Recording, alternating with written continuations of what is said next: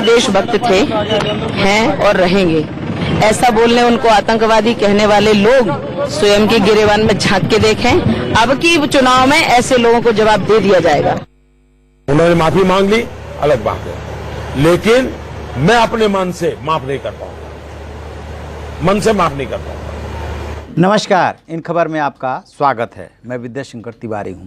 क्या महात्मा गांधी की हत्या करने वाले नाथूराम गोडसे आतंकवादी थे या देशभक्त थे? इसको लेकर के एक बार फिर से संग्राम छिड़ गया है। बीजेपी के भोपाल से सांसद साध्वी प्रज्ञा ठाकुर ने अपने चुनाव प्रचार के दौरान तो बोला ही था इस बात को कि वो एक देशभक्त थे। अब उन्होंने लोकसभा में जो बोला है उसको लेकर के कोहराम मच गया। वाकया ये था कि एसपीजी एक्ट पे संशोधन के दौरान जब डीएमके नेता ए राजा बोल रहे थे और निगेटिव सेंस में उनको उद्धृत किया तो उन्होंने ये बोला था कि देशभक्त के बारे में आप ऐसा नहीं बोल सकते।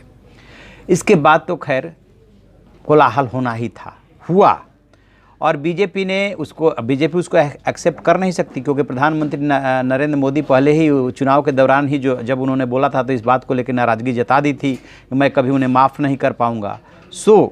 जब कांग्रेस ने इस मसले को तूल दिया तो बीजेपी ने उनके खिलाफ एक्शन लिया। सबसे पहले डिफेंस कमेटी से हटाया, उसके बाद ये कहा कि संसदीय दल की जो मीटिंग होगी उसमें भी उनको नहीं आने दिया जाएगा। कहा जा रहा है कि अनुशासन समिति को मामला सौंपा गया है, उनके खिलाफ अनुशासनिक कार्रवाई भी हो सकती है, पार्टी से निकालने की भी बातें हो रही है।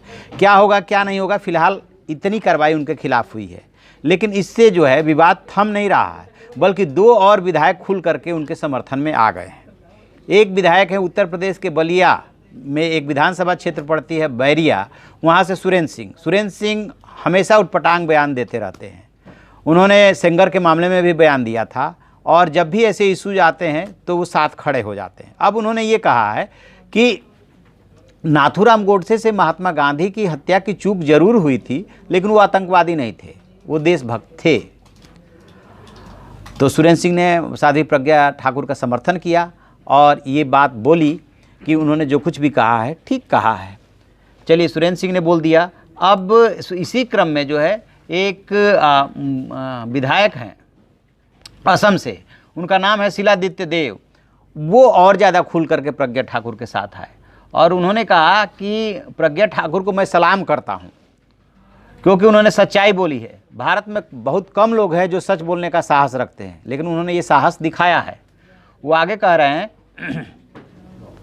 कि महात्मा गांधी ने कहा था कि धर्म के आधार पर कोई देश का विभाजन करेगा तो उसे उनके मृत शरीर से होकर गुजरना होगा, लेकिन ऐसा नहीं हुआ। हमने देखा कि देश का विभाजन हुआ और 2 देशों का गठन किया गया, पश्चिम पाकिस्तान और पूर्वी पाकिस्तान। उसके बाद पश्चिम पाकिस्तान और पूर्वी पाकिस्तान में हिंदुओं के खिलाफ आंदोलन चल रहा था, यहाँ तक कि गांधी जी भी इसे रोक नहीं पाए। नोआखली में नरसंहार हुआ था और एकमात्र हिंदू पीड़ित थे।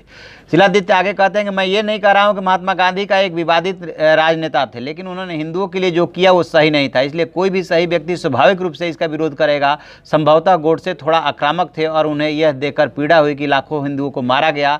विभाजन के बाद भी भारत सरकार पश्चिम पाकिस्तान और पूर्वी पाकिस्तान की बहुत अधिक सहायता दे रही थी और हमारी अर्थव्यवस्था को चोट पहुंचा रही थी, लिहाजा उन्होंने ऐसा किया। वो अपने को ऐसा करने से नहीं रोक पाए। नाथूराम गोडसे जो है देशभक्त थे।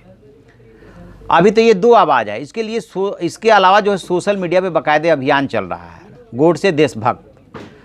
तो ये पहला मौका नहीं है, इसके पहले जब नाथूराम गोडसे को लेकर के इस तरह का विवाद पैदा हुआ तब से 2 वर्ग में साफ साफ लोग बटे। एक वर्ग ऐसा जो कहता है कि गांधी जी का हत्यारा कभी देशभक्त हो ही नहीं सकता, आतंकवादी थे।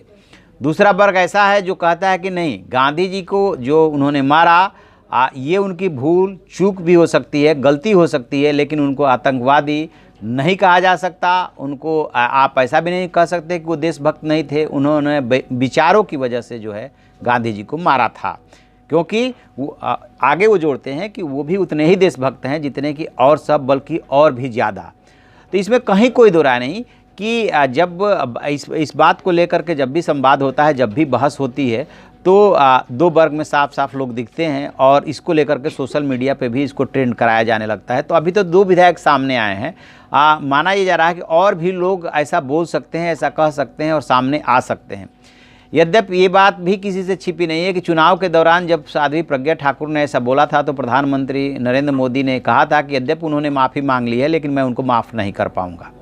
तो देखते हैं कि अब क्या करते हैं, क्योंकि जो कुछ भी उन्होंने बोला है अब तो लोकसभा में बोला है। बेशक जो है स्पीकर के आदेश पे उसको एक्सपंज कर दिया गया था, लेकिन ये तो बाहर चुनावी रैली में और सभा में बोलना और बात है और संसद में बोलना और बात है। उसको एक्सपंज भी कर दिया गया तो भी ये बात तो पता चल ही गई कि लोकसभा में उन्होंने ऐसा बोला था।